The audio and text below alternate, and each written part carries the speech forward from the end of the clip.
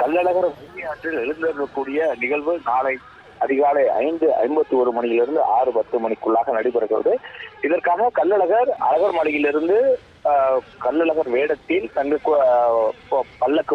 பல்லக்கு வாகனத்தில் நேற்று மாலை அதிர்வேட்டுக்கள் முழங்க அங்கிருந்து புறப்பட்டிருக்கிறார். வழி நெடுகிலும் இருக்கக்கூடிய மண்டபப்படிகளில் எழுந்தருளி பக்தர்களுக்கு அருள்பாலிக்கிறார். ஒட்டுமொத்தமாக 483 மண்டபப்படிகள் அமைக்கப்பட்டிருக்கிறது.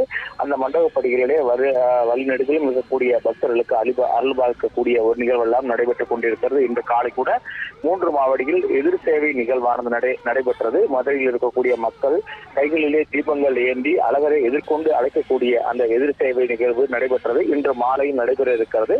இதனையடுத்து அங்கு தல்லாகுளம் பிரசன்ன வெங்கடாஜலபதி ஆலயத்தில் செல்கிறார். அங்கு ஆண்டாள் சூடி கொடுத்த மாலையை அணிந்து கொண்டு தங்க குதிரை வாகனத்தில் கள்ளழகர் வேடத்தில் வைகை ஆற்றை நோக்கி புறப்படுகிறார். வழி நெடுகிலும் மீண்டும் மண்டபப்படிகளில் எழுந்தருளி பக்தர்களுக்கு அருள்பாலிக்கிறார். கருப்பண்ணசாமி கோவிலில் கருப்பண்ணசாமியிடம் உத்தரவு பெறுகிறார். அதனைத் தொடர்ந்து அருகில் இருக்கக்கூடிய 1000 பன் சப்பரத்தில் எழுந்தருளுகிறார். தற்போது இந்த 1000 பன் சப்பரம் என்பது ஒரு 3வது ஆண்டாக இந்த நடைமுறை பின்பற்றப்பட்டு வருகிறது. ஏற்கனவே பல 100 ஆண்டுகளாக பயன்படுத்தப்பட்டது. திருமண நாயக்கர் ஆட்சி காலத்தில் கள்ளழகருக்காக இந்த சப்பரமானது வழங்கப்பட்டது. காலப்போக்கில் அதில் பயன்பாட்டுக்கு அல்லாமல் தங்க குதிரை வாகனத்தில் கள்ளழகர் எழுந்தக்கூடிய ஒரு நிகழ்வானது நடைபெற்று இருக்கிறது. இருந்த சூழலிலும் தற்போது கோவில் நிர்வாகத்தினர் மீண்டும் பழைய நடைமுறைப்படி அதனை கொண்டு வர வேண்டும் என்கிற ஒரு நோக்கில் அந்த 1000 பன் சப்பரத்தை கட்டைகள் எல்லாம் மாற்றி புதுப்பிக்கும் பணியில் ஈடுபட்டிருந்தார்கள். தொடர்ந்து 3வது ஆண்டாக நாளை அதிகாலை ஒரு 2:30 மணியில் உள்ள 1000 பன் சப்பரத்தில் கள்ளழகர் எழுந்தருளக்கூடிய நிகழ்வு நடைபெற இருக்கிறது. தங்க குதிரை வாகனத்தில் கள்ளழகர் 1000 பன் சப்பரத்தில் ஏற்றி வைக்கப்படுவார். அங்கு அவருக்கு தீபாராதனை காட்டப்படும். அதனைத் தொடர்ந்து தங்க குதிரை வாகனத்தில் மீண்டும் கள்ளழகர் வைகை நோக்கி புறப்பட்டு செல்லக்கூடிய நிகழ்வானது நடைபெறும். ஏற்கனவே சப்பரத்தின் வாயிலாக தான் அதாவது வைகை ஆற்றுக்குள் எழுந்தருளக்கூடிய நிகழ்வு நடைபெற்றது. காலப்போக்கில் மக்கள் கூட்டம் உள்ளிட்டவை காரணமாக சப்பரம் நிறுத்தப்பட்டு தங்க குதிரை வாகனத்தில் எழுந்தருளக்கூடிய ஒரு நிகழ்வானது நடைபெற்றது.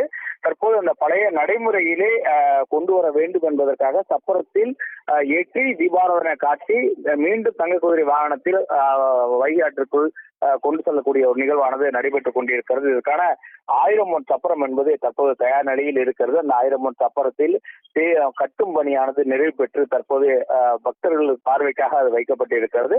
கருப்பண்ணசாமி கோவில் அருகே அந்த 1000 பன் சப்பரம் தற்போது தயாராக இருக்கிறது.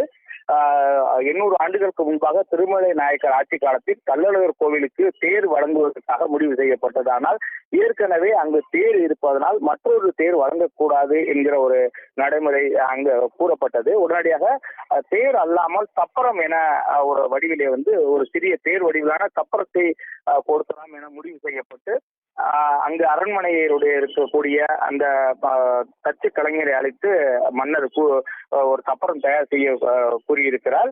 அந்த தச்சரும் உடனடியாக அந்த சப்பரத்தை கட்டும் பணியானது தொடங்கி அதை உடனடியாக செய்து கொடுக்கும் பணியில் ஈடுபட்டிருந்தார். மன்னருக்கு மிகவும் நெருக்கமான ஒரு மனநிலை தந்திருக்கிறது. மன்னர் உடனடியாக அந்த தச்சருக்கு 1000 பொன் வழங்கியிருக்கிறார். ஆகவே இது 1000 பொன் சப்பரம் என்று இன்று வரை அழைக்கப்படுகிறது. இந்த நடைமுறை ஒரு 100 ஆண்டுகளுக்கு மேலாக விட்டு போனது.